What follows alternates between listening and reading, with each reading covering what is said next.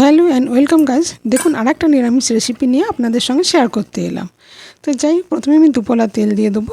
তেলটা হওয়ার সাথে সাথে আমি ফোড়ন দেবো একটা শুকনো লঙ্কা, জিরে আর একটা তেজপাতা। এটা ফোড়ন দেবো। এই ফোড়নটা হওয়ার সাথে সাথে আমি দিয়ে দেবো আলুটাকে একটা সিটি দিয়ে রেখেছিলাম, তো আলুটাকেও দিয়ে দিলাম। দিয়ে একটু ছোলাও রেখেছিলাম, ছোলাটাকেও সেদ্ধ করা আছে। নিয়ে এবার ছোলাটাকেও দিয়ে দেবো, আলুটা নাড়াচাড়া করে নিলাম, ছোলাটাকেও দিয়ে দেবো।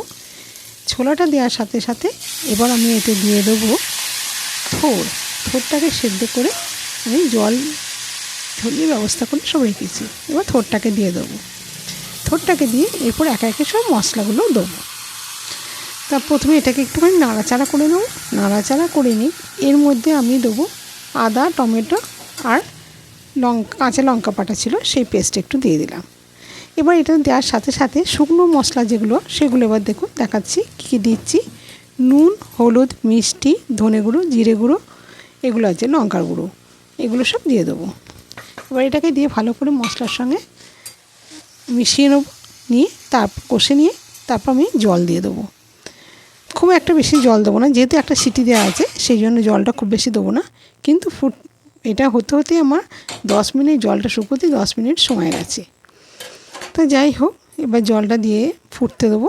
এই দেখুন ফুটছে। এবার আমি এতে দিয়ে দেবো একটু ঘি আর গরম মশলা দিয়ে আর খানিকটা ফুটিয়ে তারপর নামিয়ে ফেলবো।